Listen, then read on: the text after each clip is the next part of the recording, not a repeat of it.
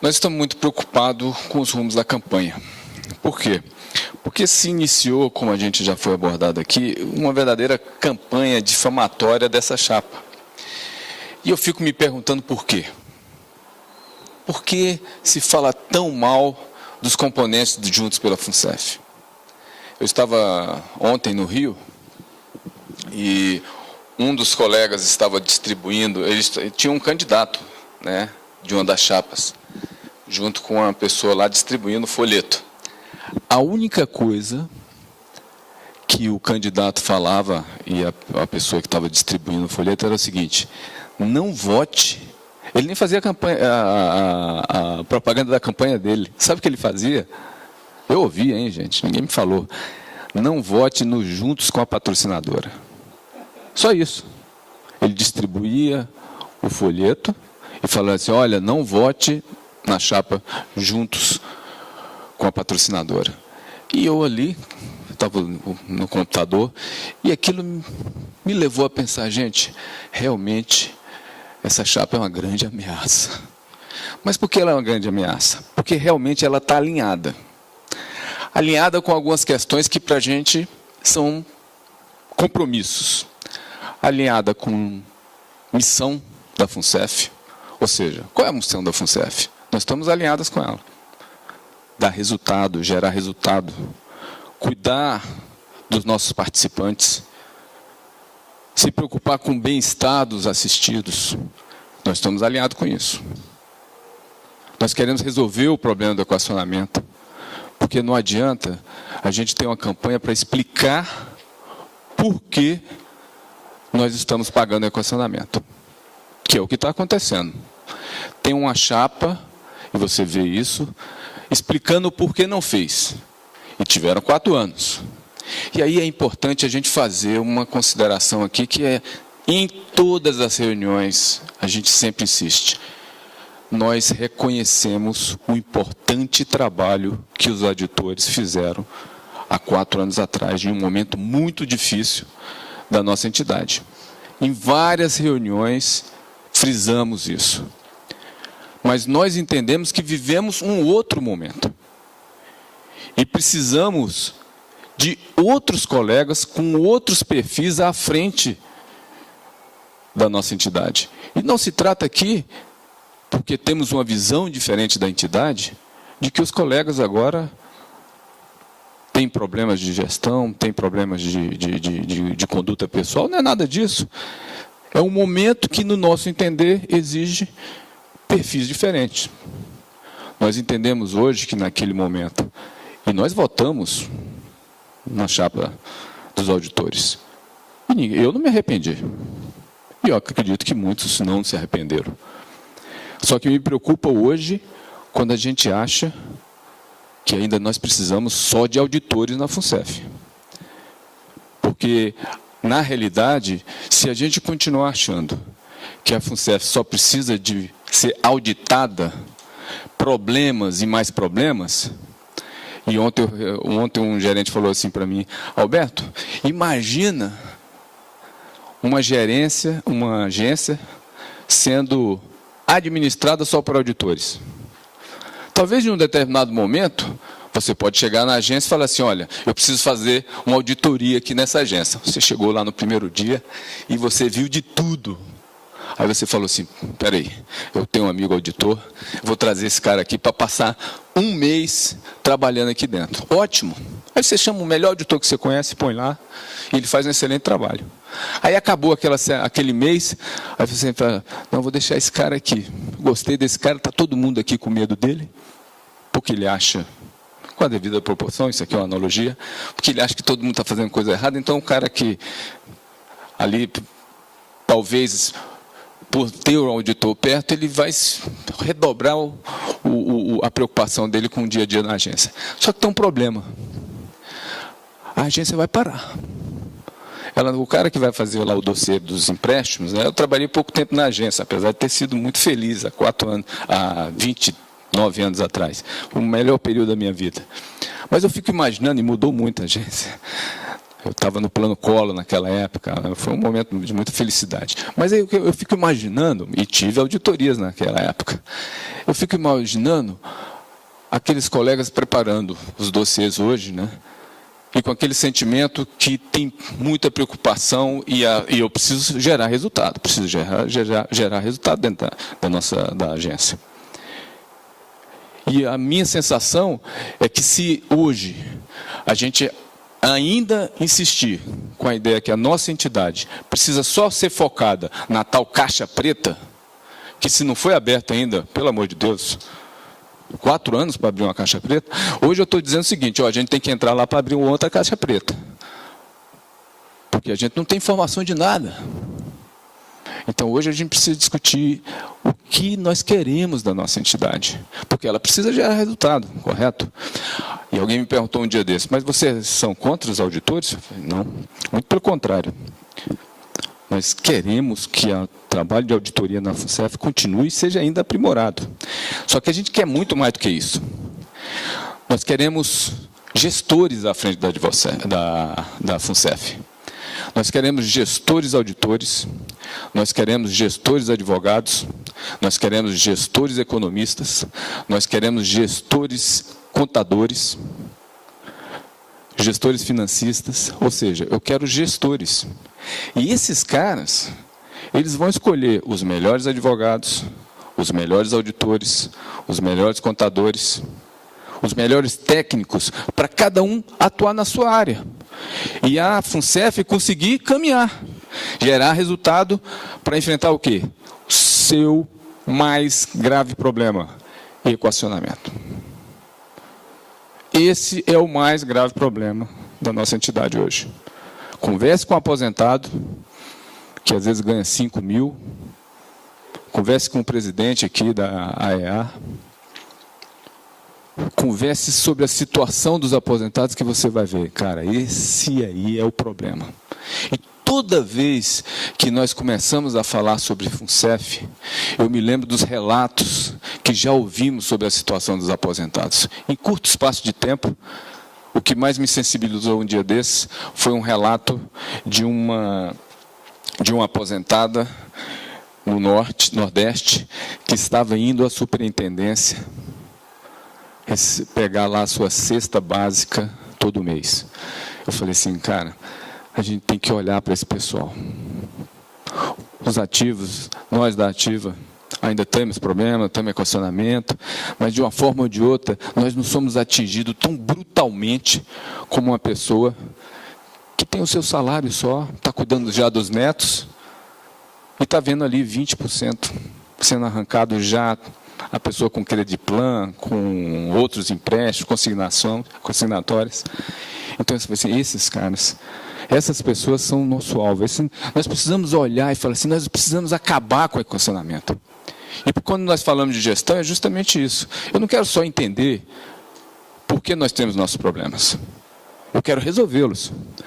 Porque é muito fácil, na minha avaliação, a gente conseguir explicar por que nós não estamos conseguindo gerar resultado. Qualquer bom técnico vai saber explicar tudinho. A dificuldade é a gente resolver. A dificuldade é você encontrar soluções diante de todas essas adversidades. Aí sim. Aí esse cara que está buscando a solução, é esse cara que eu preciso hoje. Não um grupo de pessoas com boas explicações, bem elaboradas, mas que na prática não resolve nada. Então eu quero pessoas alinhadas com transparência. Não temos informação nenhuma. E esse grupo aqui tem um compromisso com a transparência. Eu brinco com todo mundo. Vocês vão saber o meu salário. Vão saber o salário do Lúcio. Vão saber o que eu gasto com viagem durante o mês. Porque é um dever nosso, como gestores eleitos, como dirigentes eleitos, prestar absolutamente todas as informações. Esse é um compromisso. Nós estamos alinhados com isso. Nós estamos alinhados com a não reeleição, porque a gente entende que a reeleição compromete a gestão. O cara se elege hoje, aí amanhã, começa o mandato. Ele esquece que ele tem um bando de coisa para fazer e já se preocupa daqui 4 anos. Isso aqui é muito bom. Hoje o cara fala assim, tem jeton. Para vocês terem ideia, quando me convidaram, numa conversa entre amigos, falaram assim, Alberto, vamos lá participar, é importante. E aí, uma hora ele fala assim, brincando, olha, você vai ganhar mais do que 100 mil reais. Eu falei assim, mas como assim vai ganhar mais de 100 mil reais?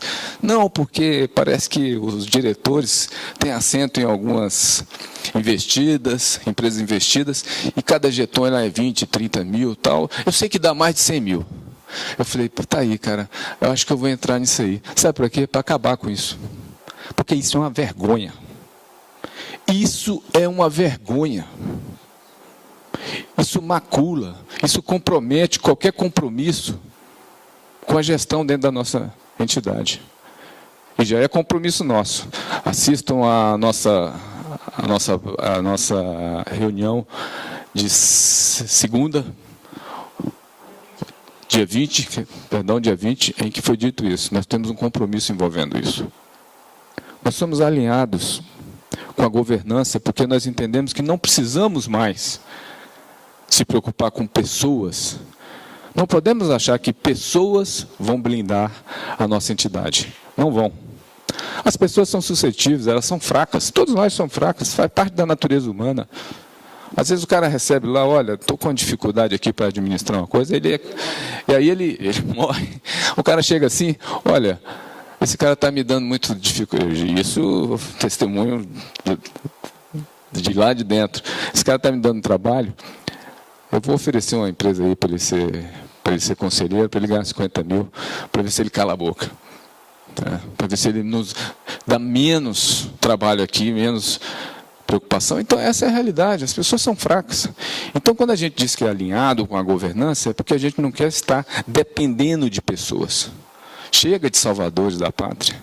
Nós temos que construir uma entidade que o modelo de governança esteja blindando essa entidade. E por isso temos lá um rol de propostas, justamente para blindar. E que não dependa de auditores, nem de advogados, nem de qualquer outro tipo de técnico. Não, nós temos que ter a nossa entidade. Qualquer um que entrar lá amanhã, ele não vai conseguir fazer coisa errada. Porque a empresa ela tem um sistema que ela se autodefende.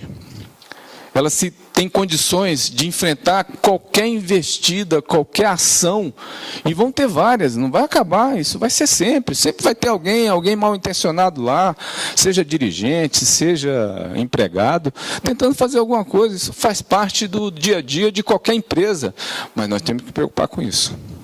E por fim, eu gostaria de falar rapidamente sobre o contencioso. Eu não posso nunca... O pessoal sempre fala assim, poxa, Alberto, você não falou do contencioso? Então, eu sempre tenho que falar alguma coisinha sobre o contencioso. E a primeira coisa que eu digo, que não é nada disso que vocês estão ouvindo na campanha.